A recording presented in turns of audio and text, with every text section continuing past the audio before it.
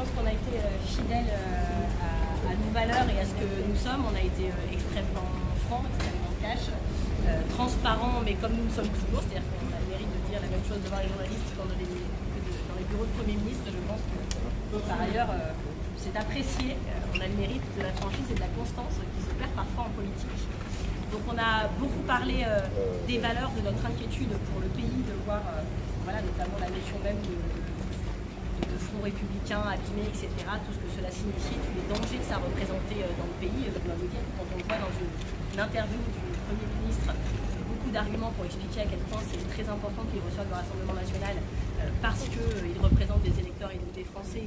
Mais dans la même interview, il expliquait qu'il n'y a que 3 partis républicains à gauche et que la France insoumise n'en fait pas partie. C'est-à-dire qu'il donne dans cette interview, sans aller plus en détail, un bon point au RN qui est un mauvais à l'AFI. C'est même plus un signe égal, c'est un signe qui indique une forme de référence. Ça nous a beaucoup choqué tous et nous avons rappelé que derrière chaque député RN se cache certes, mais ne se cache pas d'ailleurs des électeurs RN, mais que derrière chaque député insoumis se trouvent non seulement des électeurs insoumis dont on ne voit pas bien pourquoi ils devraient être moins bien traités, moins bien respectés par la République que des électeurs RN, mais aussi des électeurs écologistes, communistes, socialistes, centristes et même de droite, puisque certains ont la bonne idée et on les a remerciés de participer au Front républicain avec nous. Et donc, quand on est Premier ministre de ce pays, on ne peut pas s'exprimer comme ça sur des partis qui sont représentés à l'Assemblée nationale. Cela étant dit, sur le fond, on a abordé énormément de sujets. Évidemment que le sujet avec lequel nous on vient et dont on sait que personne ne l'abordera si nous ne le faisons pas, c'est les sujets environnementaux. Vous savez que le réseau Action Climat a listé 43 reculs environnementaux majeurs depuis le début de l'année. Nous sommes le 15 septembre et que ça, à un moment, c'est affolant, y compris les milieux économiques s'en inquiètent parce que les entrepreneurs dans cette filière ne savent quoi faire, comment avancer, comment se projeter. Donc nous avons été très clairs et très bons sur ces sujets. On a évidemment parlé de la justice sociale et de la justice fiscale. Je vous rappelle quand même que les écologistes ont porté à l'Assemblée nationale dans la niche écologiste avec Eva Sass et Clémentine Lupin la fameuse taxe Zuckman, dont maintenant tout le monde nous explique que c'était leur idée. C'est très bien, c'est libre de droit du moment qu'on fait avancer le sujet, mais nous l'avions mis dans notre niche et fait adopter. Et aujourd'hui, on voit que 86% des Français y sont favorables, mais c'est très intéressant, 92% des électeurs de Renaissance y sont favorables. 92% des électeurs de Renaissance sont favorables à cette mesure. Et donc ce que l'on demande, c'est que l'on arrête de trouver plein d'excuses aux ultra-riches, parce que j'entends depuis des jours, ah mais les pauvres, comment ils vont faire, s'ils ont envie de quitter le pays, leurs biens professionnels, c'est des biens professionnels. Je n'ai jamais entendu ces mêmes éditorialistes, ces mêmes politiques s'inquiéter de comment aller faire les chômeurs quand on trouvait leurs droits, ou les bénéficiaires de la paie quand on leur allait retirer 5 € par mois. À un moment, tout ça est indécent. On parle de personnes dont le patrimoine a été multiplié par 3 en 10 ans. Et donc, tout va bien pour eux. Et leur patrimoine leur apporte 10% par an, donc quand on taxe 2%, il leur en reste un certain nombre plus et tout va bien se passer. Donc ça, c'est des choses sur lesquelles nous avons beaucoup insisté et sur lesquelles nous attendons des réponses fermes, que pour tout dire, nous n'avons pas eu aujourd'hui, parce que je pense que M. Le Cornu est pas prêt, il vient d'arriver, il y a beaucoup de rendez-vous privés, etc. Deuxièmement, il est en train de consulter tout le monde, donc on n'a pas eu de réponse très claire, mais nous, nos arguments l'ont été. On a évidemment parlé beaucoup des collectivités locales, il faut aborder évidemment les côtés du Sénat, parce que c'est un sujet qui touche à la fin tous les Français, même ceux qui ne s'intéressent pas forcément au sujet, sont à la fin impactés dans leur quotidien, parce que la décentralisation promise par Emmanuel Macron en 2017 n'a pas eu lieu. Au contraire, on a eu un très jacobin, et c'était la ligne de peine, puisque non seulement elle n'a pas eu lieu, mais qu'en plus l'État s'est désengagé de beaucoup de choses, a laissé les collectivités seules et en première ligne sur beaucoup de sujets. Et puis on a parlé démocratie, parce qu'on voit bien que le lien de confiance et la nomination de M. Le Cornu n'est pas étrangère, cette énième nomination pour l'état des urnes, le lien de confiance entre les Français et ceux qui les gouvernent est déjà très abîmé, et au bord de la crise de Noël, la rupture en réalité. On sera nombreux dans la rue demain pour toutes les raisons que je viens de citer. Je dis quand même un petit mot sur le Mercosur, aussi là-dedans, je pense que ce sera abordé, parce qu'on voit bien que même sur les promesses auxquelles ces gouvernements s'étaient approchés, et le Mercosur est par exemple adhésif, le président de la République avait été extrêmement expansif, extrêmement même peut-être viriliste sur le sujet en disant jamais, etc. Et puis là, ils se sont complètement couchés, sans aucune explication. Et qui nous devait cette explication, c'est nous les agriculteurs. Disons depuis des décennies, nous avons une position constante sur le sujet. Nous ne voulons pas et nous ne voulons jamais que les agriculteurs français soient la barrière d'ajustement des traités de libre-échange et des profits entre secteurs. Nous l'avons toujours dit. Et donc certains essayent d'organiser une petite bagarre entre les agriculteurs et les écologistes. La réalité, c'est que sur ce sujet de l'agriculture, comme sur d'autres, l'artificialisation des sols, les produits locaux dans les cantines ou des revenus justes pour les agriculteurs, nous sommes à la fin souvent très seuls à nous battre. Et donc, sur le sujet de l'agriculture, nous continuerons de le porter contre Nans et Marie en leur mettant la pression sur ce sujet-là, comme et sur la qualité des rendez-vous.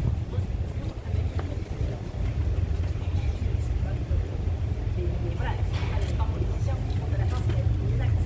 Et vous voyez bien que s'il a été volé, c'est toute la société de la Macron, s'il a même pas envie de politique, vous aurez donc il a fait son choix, et c'est maintenant leur sujet. Vous avez fait donner, vous avez posé toutes les questions que vous vouliez sur le etc. Là, c'est lui qui est en situation de pouvoir le faire. Ce que je veux dire, c'est qu'il n'arrive pas à trouver son éducation, il est en train de dire que chaque manifestant parce que demain, nous avons de très très grosses mobilisations. C'est passé des chiffres qui avoisinent les chiffres des manifestations retraite de 2023, qui étaient des records en la matière. Et donc je le dis aux Françaises et aux Français qui nous écoutent, si vous hésitez à y aller, si vous disent à droite, je leur dis demain, chaque Française et chaque Français dans la rue, en grève, en train de manifester, en train de se battre contre ses droits, c'est le moment de jouer là. Et donc, soit M. Le Pen qui sera renversé. Ce qu'on proposera, il n'y aura pas de sortie de justice politique dans ce pays sans justice sociale et sans justice environnementale. Ça fait 3 fois les mêmes codes en fait. C'est quand on peut dire ce qu'il veut, on sait avec qui il est en train de proposer aujourd'hui un gouvernement, et puisque les mêmes vont rester toujours au même endroit, qui a changé l'adresse, c'est bien quand les gens proposent, acceptent de garder un ministère, ils négocient le poste, ils négocient aussi la politique. Et je suis assez peu naïve pour savoir tout ça va nous donner. Ouais, j'ai un peu ça. Parce que je me suis rappelé que ce que j'avais retenu dans la détermination à manifester reste en fait.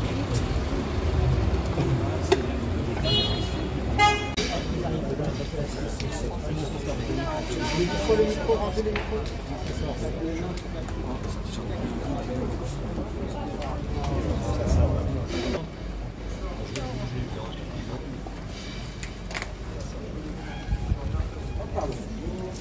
Bonjour.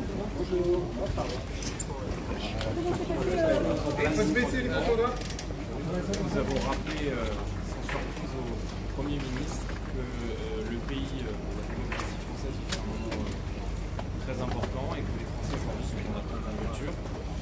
Nous l'avons pris au mot en lui expliquant quels étaient les points de rupture que nous attendions aujourd'hui, à la fois dans le cadre du budget, mais aussi plus largement sur la politique migratoire, la politique sécuritaire, les attentes de nos compatriotes en matière de pouvoir d'achat.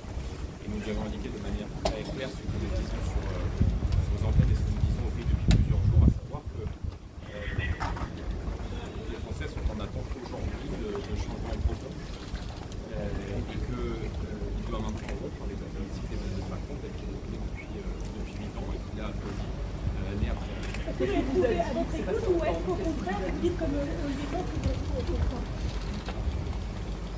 Et nous on juge M. Le Cornu à ce qu'il va faire, ce qu'il va annoncer, et nous lui avons dit que contrairement aux autres, on disait ce qu'on allait faire et qu'on faisait ce qu'on disait.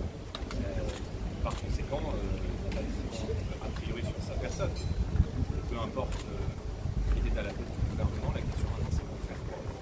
Il y a des attentes très fortes aujourd'hui dans le pays, et si il poursuit la politique qu'il a menée jusqu'à présent, alors il pourra. Donc il a écouté nos arguments. La réception était républicaine. Nous avons été extrêmement fermes sur les attentes des Français. Il existe un chemin pour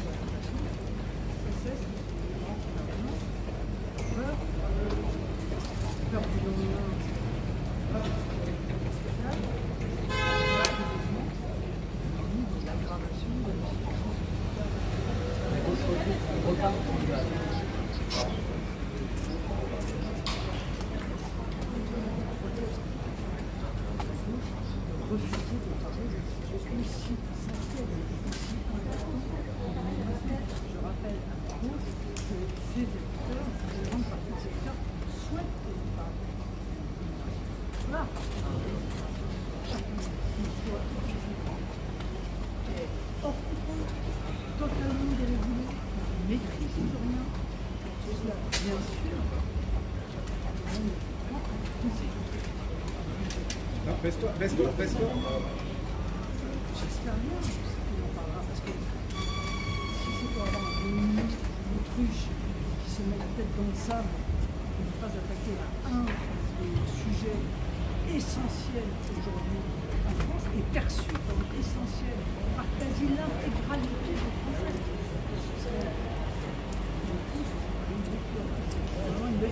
Madame Le Pen, est-ce que vous l'avez publié?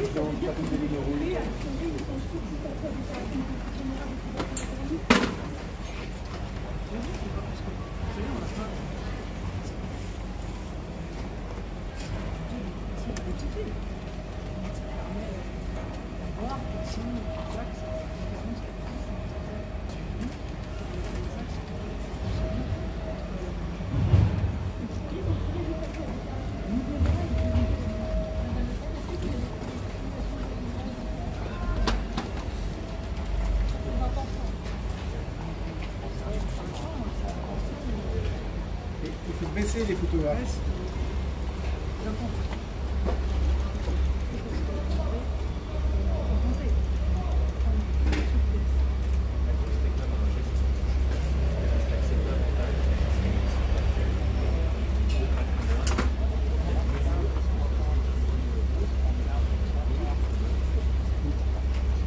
Mais tu peux baisser le téléphone.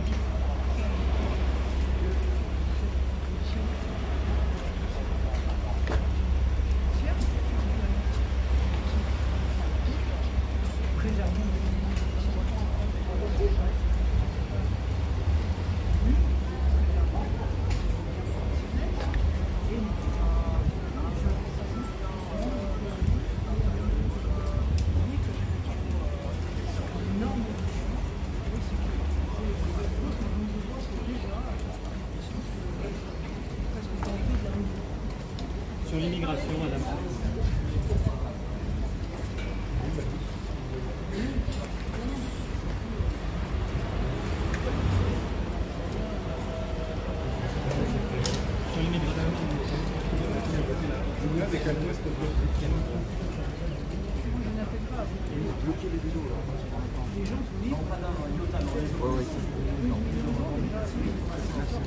par un moyen extrêmement direct, a fait savoir par des règles que l'immigration les plus soutenables, c'est ce qu'on veut dire au Rassemblement national. Tout ce qui va dans le sens de la référendum, de ne dire évidemment vous savez, nous-mêmes, quand on dit longtemps référendum, et même un référendum constitutionnel sur l'immigration par les musulmans, c'est les seuls moyens de véritablement reprendre la maîtrise, le contrôle de cette immigration. Donc, tout ce qui va dans ce sens va dans le bon sens.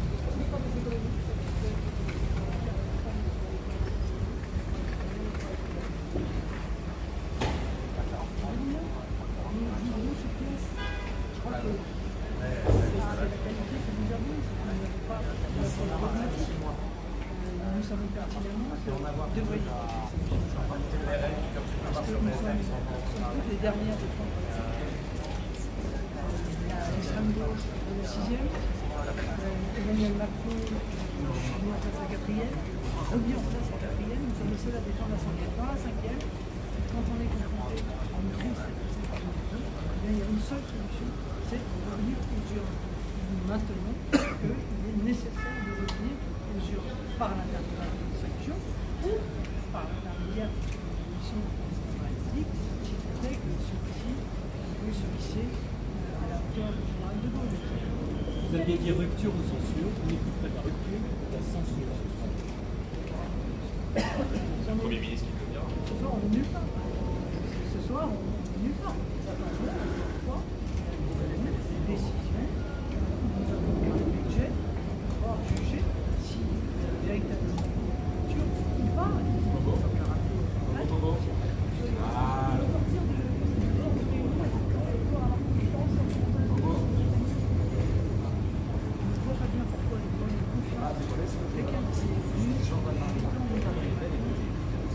Très proche de l'intégration, nous avons participé, mais surtout l'intégration des politiques qui ont été dans la situation. Merci à vous. Attendez, regardez.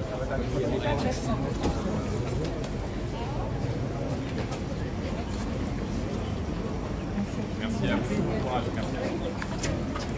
Alors vous êtes mieux. Ah, faut dire ça au photographe. Vous avez dit quoi, mesdames? Qualité très jolie. Alors, il faut tourner. Regardez. Là, vous êtes en train de prendre les journalistes. C'est sympa aussi, mais. Merci à vous. Voilà.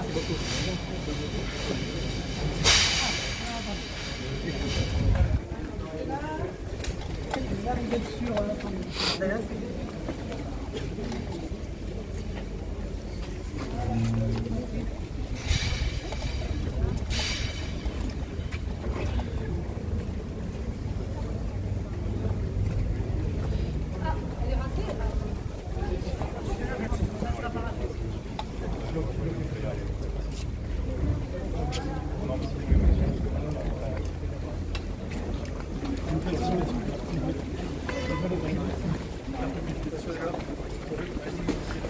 Vous avez ce qu'il faut là en photo.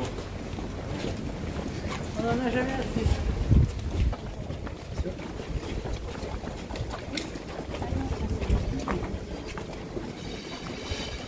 Attention à la portière, attention. Bon, allez.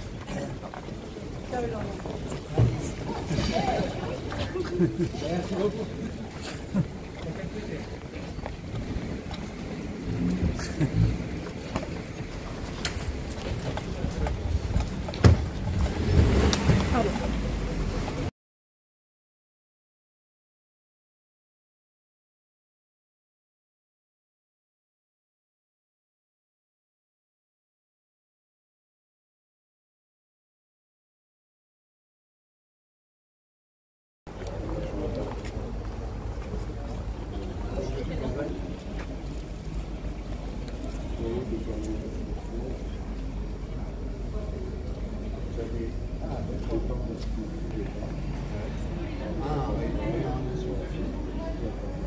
Donc, salut à la prochaine.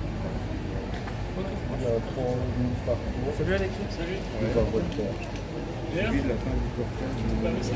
Comment?